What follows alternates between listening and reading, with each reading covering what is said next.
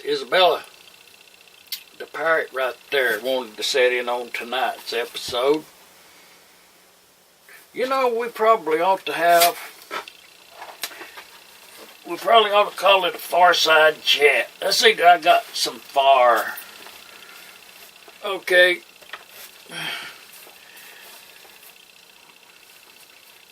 I was taking some measurements.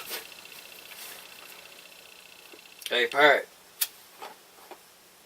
You know what?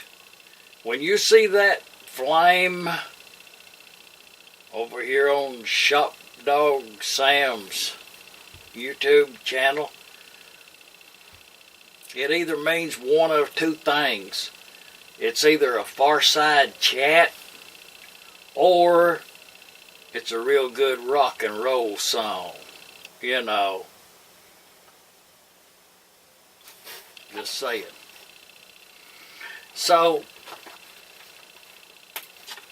she said, what's the subject going to be? All-time questions. Not the duct tape girl. Let's just say a few questions of late concerning the duct tape girl. And let's just answer that with a road trip. I'm sure a return is intimate, you know, kind of close. I can just kind of feel it. So, we need a blueprint. So, in this case, a red print. All the way around. And this right here is going to be the outside wall. These right here. 8 foot. And you're going to question my sizing on this. And it's purely economics. And I'm going to go 10 foot down yonder. Okay? Be 10 over here, be 8 down here. Them's the numbers we're going to be working with on the footage. And I know you're going to question, well, it's too small immediately. That's what you're going to say. But my way of thinking is I would like to have a little studio setting with some special lighting. You know, step it up a little bit. You know, it's going to be the door right there. And I know you're going to question is, how come did I choose that? Well, that's where the door ended up on this shop that I'm standing in right here. And I think to orientate you, parrot, if anywhere along here I get a number in there it's not right, you tip me off to it. And even this parrot perch right here is a work of art. It's that piece of metal right there was. I'm gonna describe this to you all. Take notes. Get a pencil. Take a short pause. Get a pencil and I'll explain this to you. It's two lengths of that tubing you get over yonder at Walmart, and you slide them together, and it had a little eagle on the top of it, and a little piece of tin right there, and you could hook your American flag to it, and it had a bracket on the other end that you screwed to the side of your house. Or it didn't last more than a week. You know, the first good storm came along, it'd fall down.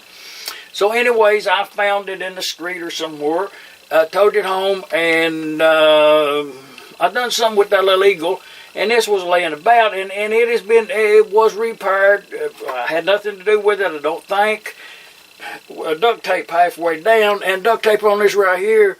Now I did braze this little perch here. It's a screw and a cross piece right there. I brazed that up special to go on here, and she's got a good grasp on it, quite good. I needed no assistance there. But it's 1/4 inch there and 1/2 inch here, so it is kind of wobbly. I have seen her, let's say I have seen the parrot deviate a little bit in high winds. I have seen her deviate a little bit. Look it up. But anyway, know what I was going to tell you is, as I leaned her up on this Fairbanks Z here, with her tail over yonder, supporting her on that side, wedged down in there with a pair of gloves. Carrying on with the blueprint and a red pencil. Is 8 foot across here, 2 by 4 walls, and And going into the project, I know that I want to put a workbench in there in a C shape all the way around it. So I measured that. I think it's 27 inches that lathe sets on, and that's what I was going to tip you off. In this shop that we're standing right here with the camera on me and you and the parrot is we're standing right here. Right here's where we are. Orientate you to it. The door's behind me over this way. Actually, oh, that's about right. But because in this shop I do have a bench over here with some real heavy, man, I'm going to have to get a tow truck to help get that brass out of here. Man, I don't even know how I got that in here. But anyways, I'm going to build this as soon as we get back. It's just going to be built, you know what I mean? Well, good job, but I think I can handle it. Cost of materials at probably Lowe's, cheaper than I can, get somebody else to do it. Just throw it on some concrete blocks for the time being, keeping in mind that I might move this later on. But inside here, right there at the door in this shop, this wall comes back this way, and therein, take notice, is where the lathe is at. I'm going to write it upside down. The lady's right here. Okay, now, when I get on around to right over here, I'm going to have a problem. Remember yourself to this corner over here. If I make this change in here, and the workbench will make a C down here, and then right here, knowing that I need it, I'll take some measurements before I take the machine out. And I'm going to come all the way to the wall with this one. Like that. This is the floor down here. I'm going to pencil it in. Floor. This whole area down here. You're looking down at it. Support it. And we're kind of facing this way. Okay? And the reason I got that little kick out is right here is where this milling machine is, big, a long bed like that, and then the motor comes back under, and that's the reason it has to be out from the wall so it can swing that arc right there. Well, I could do that. Turn the head. Where the two bit be right over here. Turn that, and that puts your motor over here, and you can put it back closer to the wall. Okay, but your bed's over here. Now what you gonna do? Here's your ways right down through here. They'll be in a straight line right there, perfect. And but what you do is machine yourself. It costs you a little money on the get-go, but it'll work for the rest of your life. Even up to 1 inch thick mild steel or even aluminum works wonderful here. 1 inch thick aluminum by 6 inches wide, 1 inch thick. Maybe, up to 2 foot long. And then what you do is you in a crossways like this right here. I mean, this is a good idea. Use it if you want to. You bolt it crossways on your bed over here. Right here's your hand wheel on both sides over there, and your hand wheel up here. Oh, okay, and you got 4 bolts in this right here, 1/2 inch, that will fit in the T-bolts in the lathe bed. And then when you set this up right here, you set this at a perfect, not even a light source can be seen between the angle right there. And then you bolt that down tight, permanent. Even to the point where you can do some millings and cut a key to put in there and all that kind of stuff. But it's not necessary if you just bolt it down with the 4 bolts good. And you have a good table. Okay, and then you still use the hand wheels to control the center position of that plate going back there. And it can be drilled numerous times with setups. And that way, if you run your bit past the part down into that aluminum, it's no big deal. Let's just say that. You can have some overhang, and sometimes it will improve your setups. Anyways, no, I'm not going to do that. I'm just going to put this little kick out in. And I got one in this right here that we leaned up against. There's one in here. It takes up very little space on the floor because it's up on the table.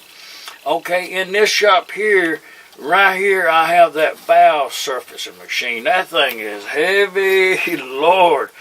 I would sell that. If somebody was interested in that valve grinding machine right there, I'll sell that to somebody. If they leave me a comment over in the private section, and if you're interested, I'll sell you that thing. Work out some way to move it on your part, you know. And I think I need the bench space more than I need that, because I can put a two-post grinder on the lathe and face the valves in the lathe. I have did that also in the Shoreline. Okay, that'll free me up some space right there for the toolboxes. Okay, and then in this setup right here, and maybe the press, you know, have a press right here. It's going to be tight. Just believe me. But I'm confident that I can work in this and have some output, because what the floor space on this building right here, I just now measured it, and to me it seems like a public square, that big. But it's only 8 by 20. That's as big as this whole shop is, and it has got enough stuff in here you could fill up a shop big as a tobacco barn. I'm just saying, it's all in creative. But you know, I questioned myself. I was doing some monumentos. Don't let me forget about this blueprint right here. But today has been a kind of day of reflection, you know, about some monumentos that I have run up on, and you kind of think about them, you know.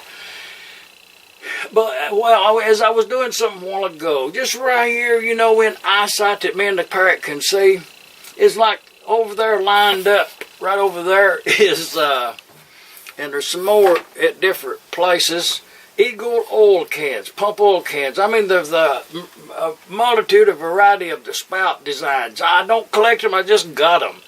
Too many. Eagle oil cans, they're good pump cans. I've got them.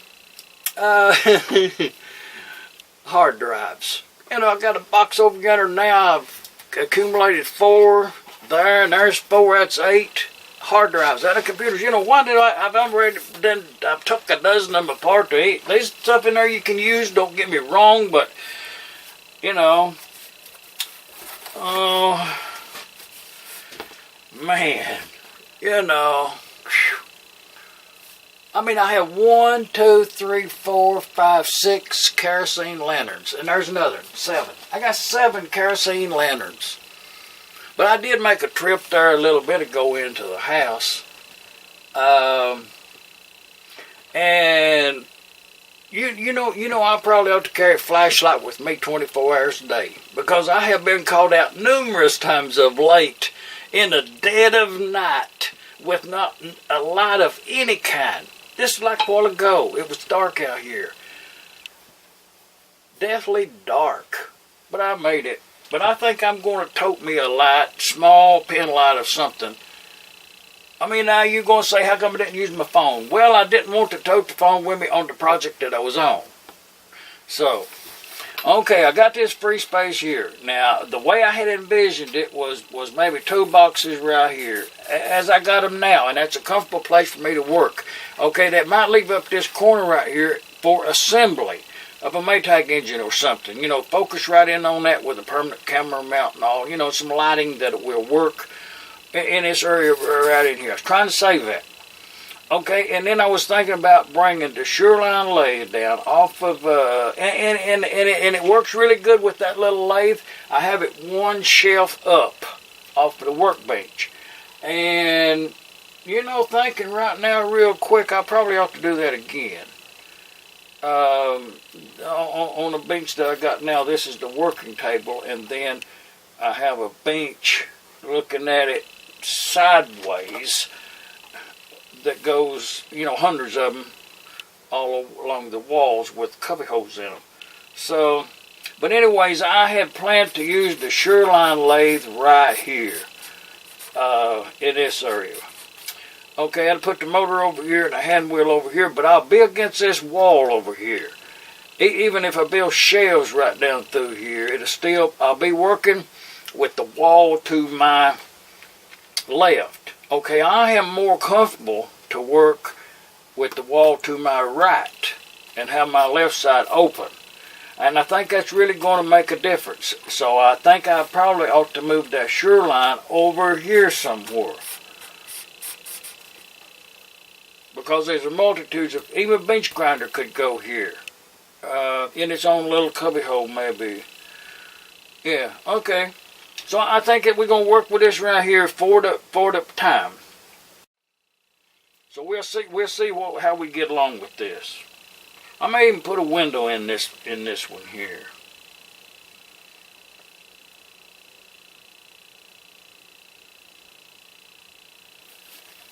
Say good night, parrot.